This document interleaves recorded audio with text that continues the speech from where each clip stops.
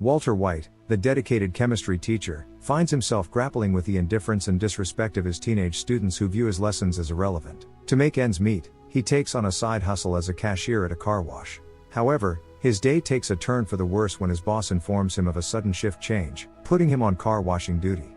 The embarrassment intensifies when Walter is assigned to wash the car of a student who openly disrespects him in class. On the way home, the day's challenges persist as even his glove compartment refuses to close, heightening his anxiety. The culmination of these frustrations awaits him at home, where his family and friends surprise him with an unwelcome birthday party. Hank, a DEA agent and Walter's brother-in-law, flaunts his Glock in front of Walter's son, Walter Jr. Walter faces mockery for his disinterest in firearms. Hank, equating manliness with gun ownership, undermines Walter's sense of masculinity. Amid an embarrassing toast, Hank shifts the focus to his recent successful drug bust, proudly showcasing it on the TV.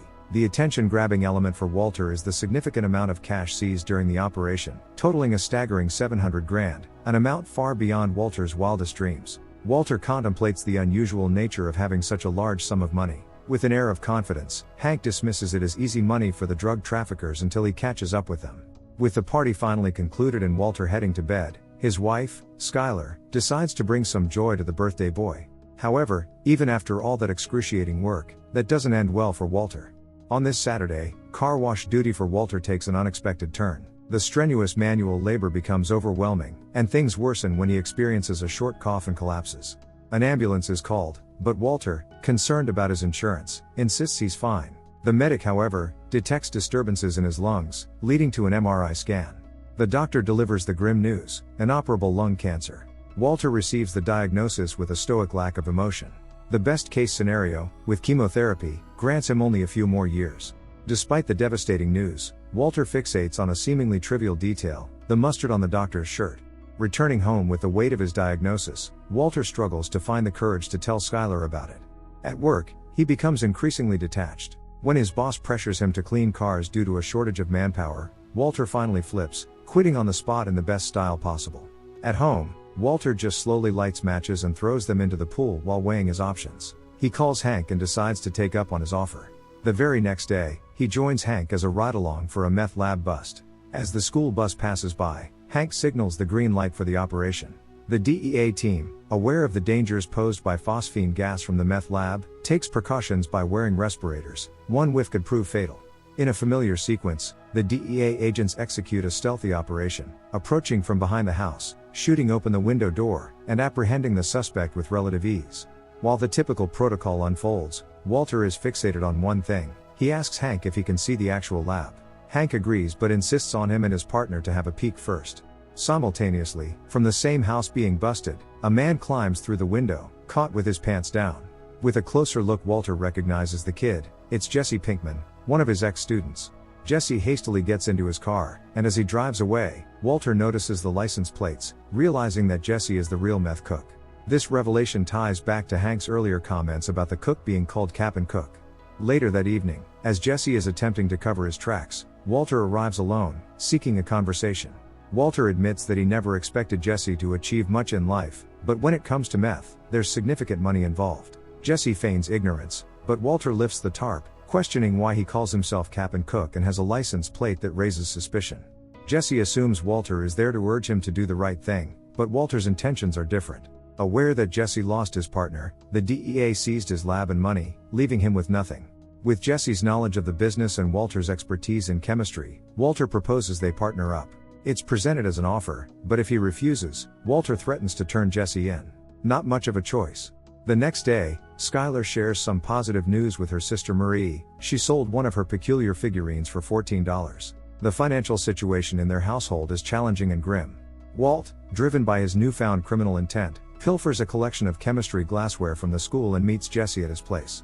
Excitedly, Walt showcases the various flasks he acquired, such as the Keldall-style recovery flask and round-bottom boiling flask, expressing genuine passion for chemistry. However, Jesse remains indifferent, asserting that cooking meth isn't chemistry, it's art. Walt points out that this artistic approach is precisely why Jesse's product is shit.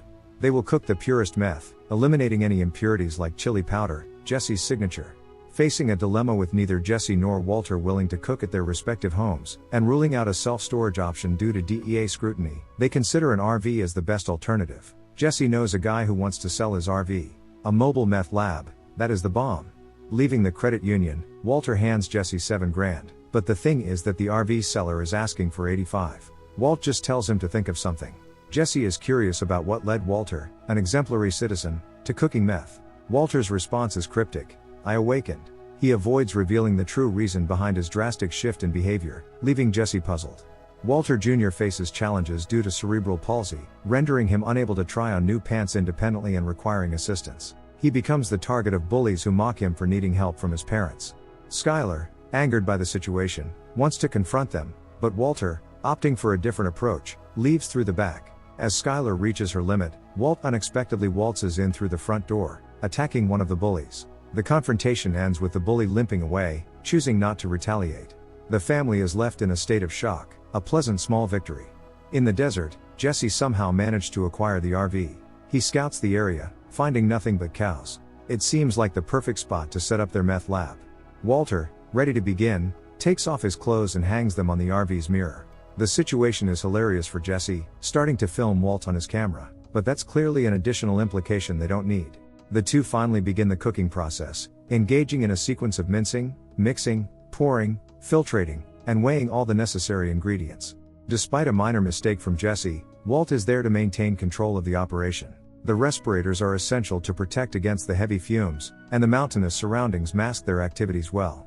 When the cook is completed, Jesse is not just impressed but astounded, having never seen glass-grade meth before. Eager to sample their product, Jesse is halted by Walt, who asserts that they don't use it themselves. Their focus is solely on selling. And Jesse knows the man for the job. Crazy, usually Jesse's contact for buying, is here to sell this time. After trying the product, he acknowledges that Jesse's meth is of high quality. However, Crazy hesitates to go into business with Jesse due to the recent arrest of Emilio, Crazy's cousin and Jesse's former partner. Jesse defends himself, asserting that Emilio's suspicions are baseless, calling him a punk for even considering the idea of him being a snitch. It turns out Emilio made bail, and now they pressure Jesse to reveal who cooked the meth.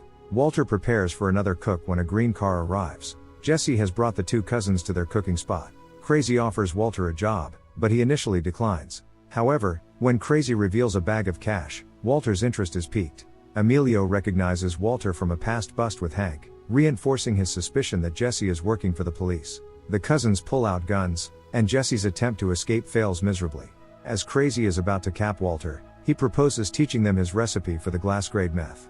In a last-ditch effort to save themselves, Walter's offer becomes a bargaining chip to secure their release. After tying up unconscious Jesse, Emilio enters the RV with a lit cigarette. To create the purest meth, Walter needs Emilio to extinguish it and he tosses it out the window. Walt meticulously adds ingredients, seemingly irritating Crazy with his slow pace. However, it's all a calculated ruse. Walt throws the powder, causing an explosion that enables his escape. He holds the door closed, allowing toxic fumes to suffocate the cousins, a process that takes no more than 20 seconds. Walter unties Jesse, but due to the earlier cigarette incident, the grass catches fire, and Walter's attempts to extinguish it prove futile. Walter quickly puts respirators on himself and Jesse. In a panic, he drives away from the scene recklessly. After a while, he veers off the road, crashing. As Walter gets out of the vehicle, he hears sirens approaching and decides to make a recording for his family. He grabs a gun, preparing for a last stand against the authorities, adamant about not rotting in prison. But a shootout is a big ask, so there is only one thing to do. As he tries, he discovers the safety is on, leading him to the brink of giving up. In this moment of despair, Walter spots that it's not the police but the fire department approaching, and they drive right past him. Jesse finally awakens, and Walter explains that after inhaling phosphine gas, they would be dead with just one good whiff. Now, their focus shifts to cleaning up the aftermath of their explosive venture. Finally back home, Walter does some laundry and goes to bed. Skylar, visibly upset and wondering where he was, expresses her dissatisfaction with him shutting her out. Walter just starts making out with her and they have a good time, finally, after a long time. 12 hours earlier, Walter takes care of incriminating evidence and calls a local for help in pulling out the RV, paying in wet dollars. Not suspicious at all. They face a problem of the two bodies. In panic, Walter proposes parking the RV at Jesse's and going from there, but it won't start. Walter, noting that their paths will never cross again after resolving this issue, tries again after a moment of prayer, and this time the RV starts. However, their relief is short-lived when they discover one of the guys is still alive. The next day, during a tense family dinner, Walt attempts to crack a joke about Wonder Bras girls use at school, ignoring a phone call. Junior finds it amusing, but Skylar is unimpressed. Another call comes in, this time from Jesse, disguising it as a sales call. He urgently needs Walter's help with the still living guy. The argument escalates, at the end leaving Skylar suspicious. As Walter leaves for school, Skylar calls the number back, hearing Jesse's elaborate and profane voicemail, leaving her even more perplexed and suspicious. In class, Walter is mentally checked out, hearing the word murder instead of the midterm. He's overwhelmed with stress, unable to focus on anything else. Before leaving school, Walt takes some acid. Meanwhile, Jesse is concerned about his injured eye. When he hears the RV doors open, the guy has escaped. As Walter calmly drives to Jesse, he finds Crazy stumbling in the street, barely on his feet. Walter attempts to approach him, but Crazy flees, running into a tree and passing out. With a quick glance around, Walt loads him into the car and heads to Jesse's. Meanwhile, Skylar uses an internet phone book to discover Jesse's home address and name. To her surprise, she clicks on his website and learns that he's Captain Cook. Skylar has already found out more than the DEA that was on his trail.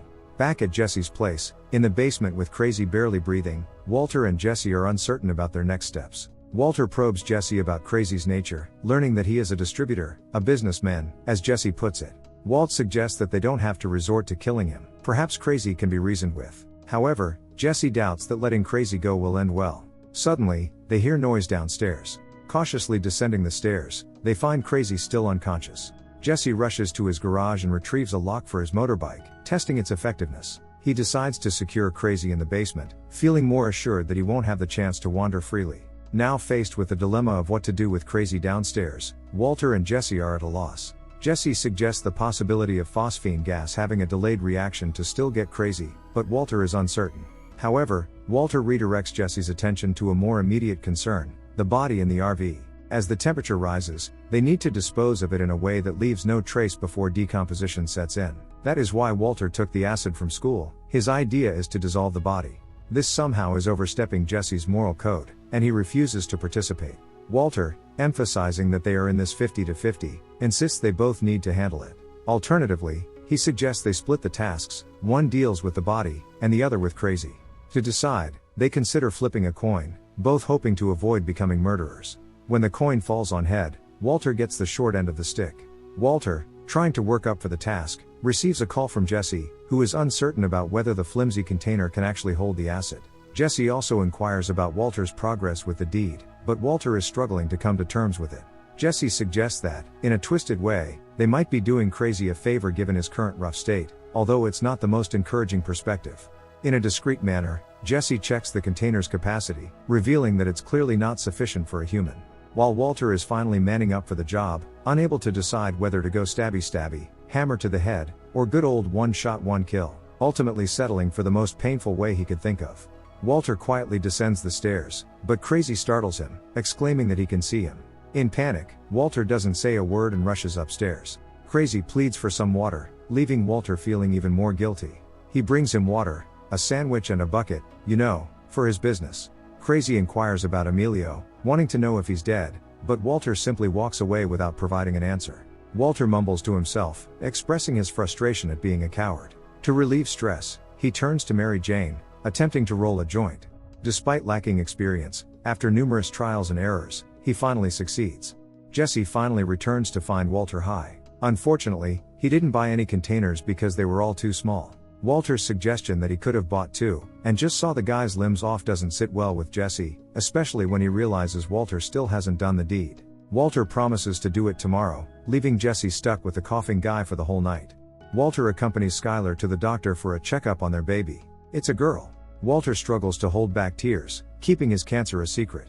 Skylar questions him about Jesse Pinkman, and Walter attempts to play dumb, but she remains convinced there's a secret between them. Frustrated, Skylar demands an explanation. Walter, refusing to disclose his illness, deflects by admitting Jesse sells him pot. Skylar chastises him, but Walter still avoids the truth. Instead of explaining, he abruptly tells her to get off his ass, leaving her feeling bewildered. The next day at school, the pressure gets to Walt, and he starts mumbling to himself in front of the whole class. Meanwhile, Jesse musters the courage to finish dealing with the body, barely holding back his gag reflex from the smell. Simultaneously, as he removes the body from the RV, Skylar arrives at his house. When she calls out to him, Jesse panics, fearing he's caught. Skylar walks onto his property, and he desperately tries to get her to leave while the body is right behind her. To Jesse's surprise, Skylar says that Walter told her everything, revealing that her brother-in-law is a DEA agent. Initially terrified, Jesse is relieved when Skylar tells him not to sell pot to her husband. She threatens him, and feeling cornered, Jesse agrees to stop it, acting awkwardly. Skylar finally leaves, and Jesse breathes the biggest sigh of relief in his life. Jesse struggles to get the body upstairs, opting to use the bathtub for the body and acid. Frustrated, he mumbles to himself about hating Walter for using his house for such dirty work. Putting on the necessary gear, he finally pours the acid into the bathtub.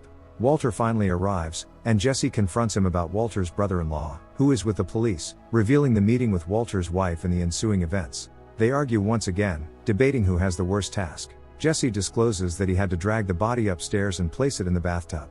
This revelation confuses Walt, prompting him to check the situation. To his horror, Walter discovers blood dripping from the ceiling, which eventually bursts, spilling goo everywhere. The acid has eaten a hole in the tub. Walter smirkingly explains that the acid doesn't eat through plastic but dissolves everything else. Meanwhile, some kids play ball near the spot where the RV crashed, and a girl finds the respirator they left behind. Thank you for watching. Subscribe for more videos like this.